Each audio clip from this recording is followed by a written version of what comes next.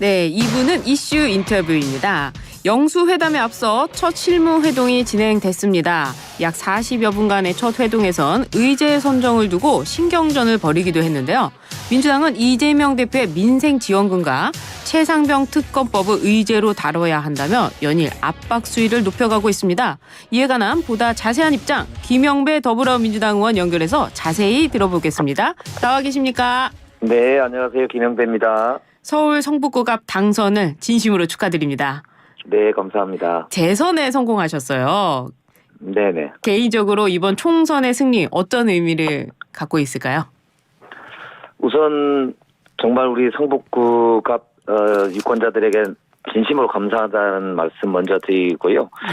이번 선거는 뭐니 해도 국민들께서 정말 나라가 걱정된다. 그래서 윤석열 대통령과 정부의 이 독주를 견제하고 이제 야당과도 협치도 하고 국민들과 정말 소통을 강화하는 그런 이제 심판의 선거 아니었냐. 네. 이렇게 보고 싶습니다. 그래요. 민주당 전체를 놓고 봐도 압승이라고 말할 수 있는데요. 그 결과 네네. 같은 의미겠네요. 그러니까 국민들께서 참 절묘하게 그런 이제 심판을 해주셨다고 생각이 되는데요. 네. 우리 민주당을 중심으로 야당에게는 192석을 주셨고, 그러나 200석은 또 넘질 않기 때문에 네.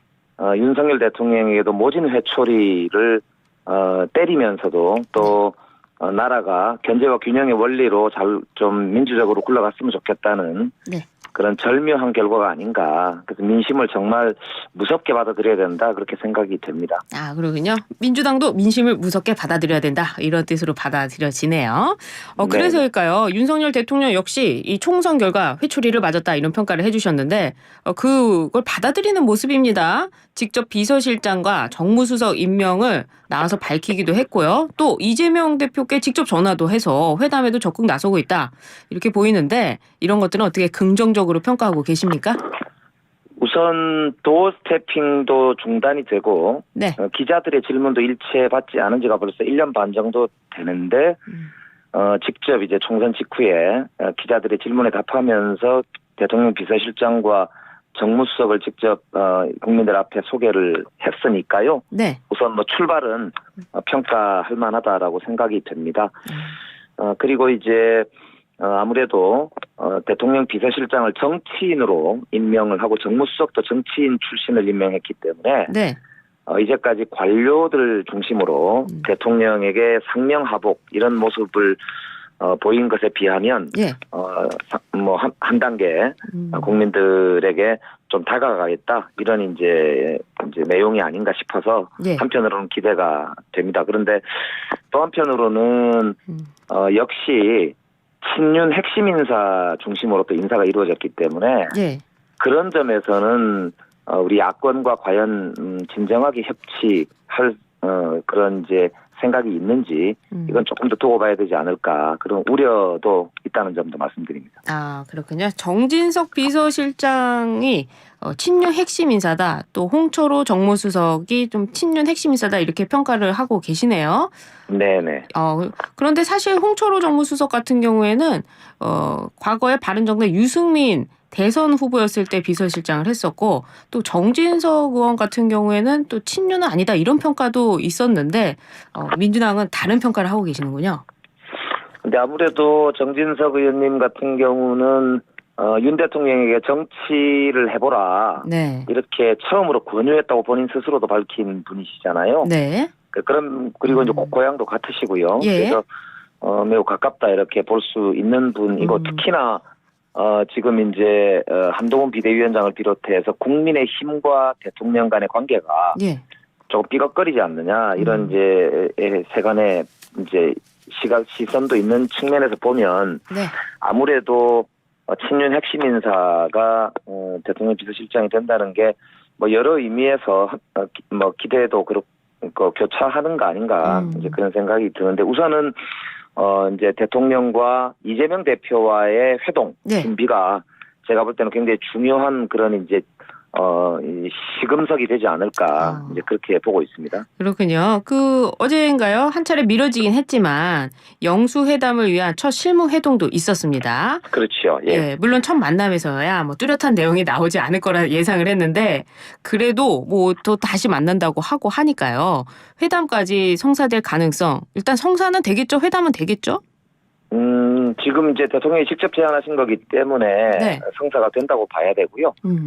다만 이제 정진석 비서실장이 오늘부터 일을 하는 것으로 알고 있고요. 예. 홍철호 수석도 임명되자마자 이제 얼마 안 됐기 때문에 아마 실무 준비하는데 조금 시간이 필요하지 않을까 싶어서 주중에 아마 2차 실무 회동이 있을 것으로 지금 보이는데 네. 그렇다면 대통령과 이재명 대표와의 회동은 다음 주 중 이렇게 보는 게 아마 타당하지 않을까 싶고요. 예.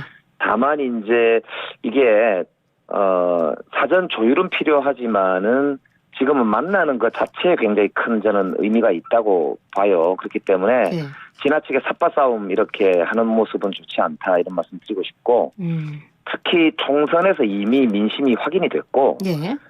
윤석열 대통령이 그동안 독주, 독선 이런 데 대한 비판이 강했고요. 또 최상병 특검법이라든지 민생 회복과 관련된 조치가 필요하다는 그런 이제 여론조사 결과들이 총선 이후에도 나오고 있기 때문에 네.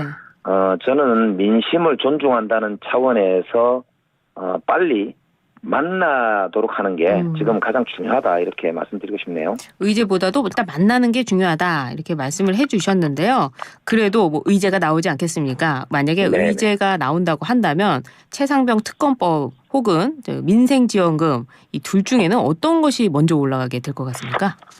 뭐 아무래도 의제에는 제한이 없겠죠. 그러나 지금 이제 총선 직후에 처음 회동하시는 거기 때문에 네. 총선 민심을 수습하고 받드는 게 가장 중요하다고 일단 할 수 있겠지요. 예. 그래서 이제 뭐니 해도 이 정부가 제대로 굴러가기 위해서는 국민 신뢰가 첫 번째거든요. 예. 그렇다면 이번에 최상병 특검법의 경우는 대통령실이 개입하거나 권력이 외압을 행사한 거 아니냐라고 하는 의혹을 받고 있는 게 핵심이기 때문에 예. 이 의혹을 대통령실과 정부가 해소한다는 차원에서도 저는 최상병 특검법은 신뢰회복 차원에서 받아들여야 된다 이렇게 말씀을 드리고 싶고요. 네. 이거는 그래서 뭐 조건이 될 수 없다 이렇게 볼 수 있다 이렇게 보고 그리고 이제 가장 중요한 게 민생이 너무 어렵기 때문에 예. 민생 회복을 위한 시급한 조치들에 대해서 여야가 머리를 맞대고 결실을 좀 몇 가지라도 내놔야 되지 않을까 싶고 그런 점에서는 이재명 대표가 민주당 공약이기도 했던 민생회복지원금 25만 원을 비롯해서 예. 몇 가지 민생회복 조치 물가 문제 포함해서요. 네. 협의가 있지 않을까 이제 그렇게 기대가 됩니다.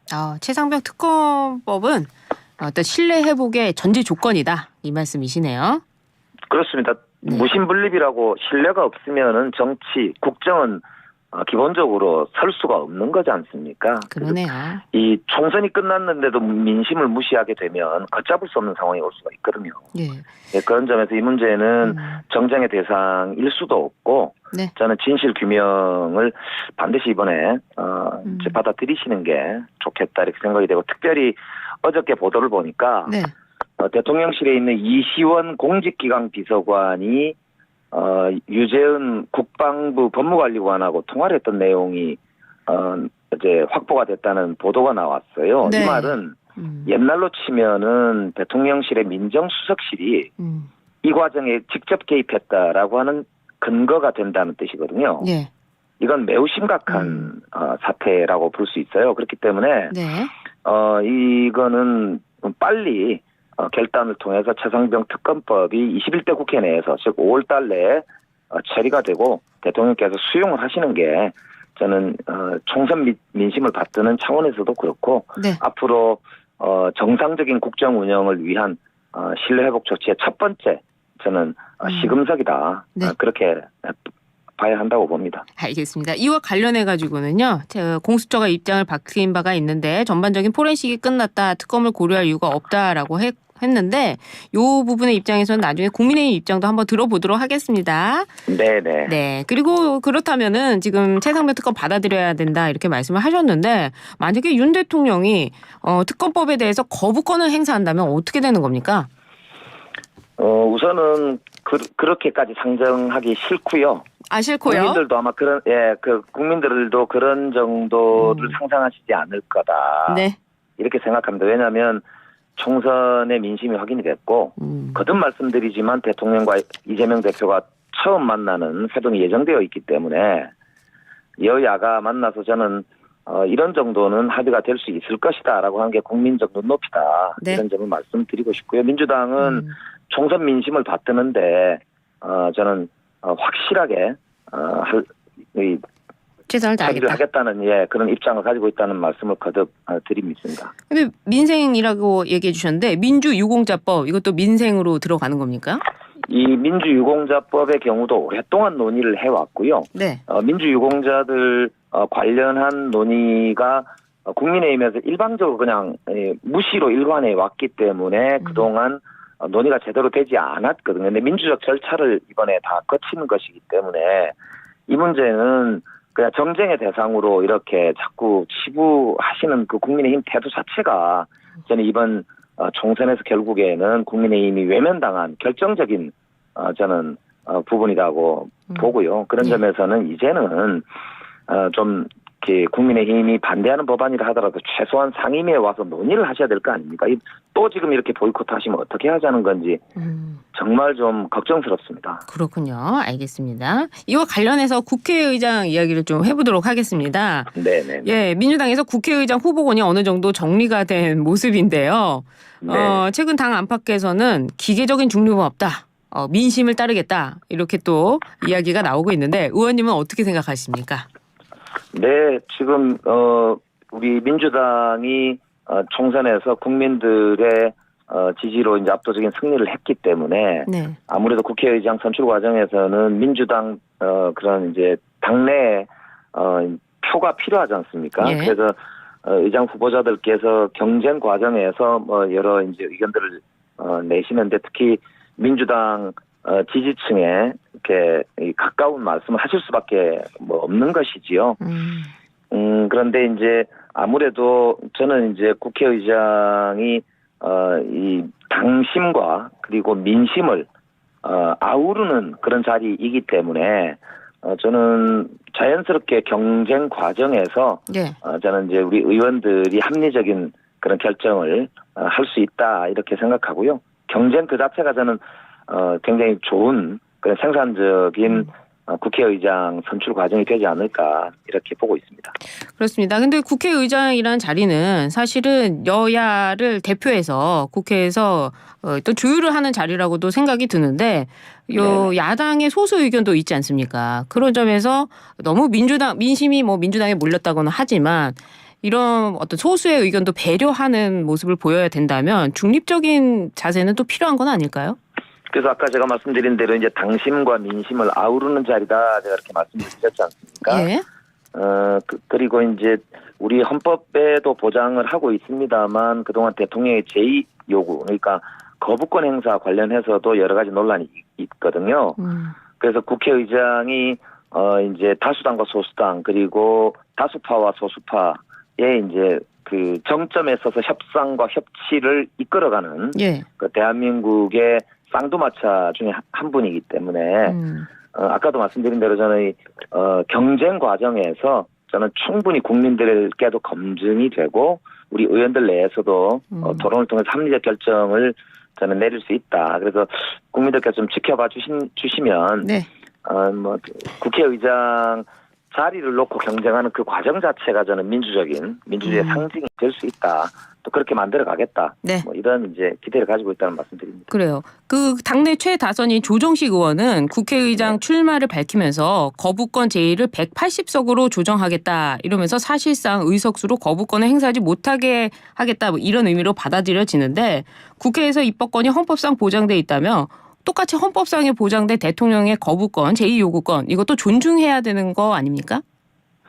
그러니까 우리나라 대한민국 헌법의 53조에 보면은 네. 제2 요구가 있을 때 그러니까 3분의 2 찬성으로 하도록 되어 있기 때문에 이거는 헌법을 고쳐야 이제 200명 의 이제 제2요구 선을 바꿀 수가 있거든요. 네.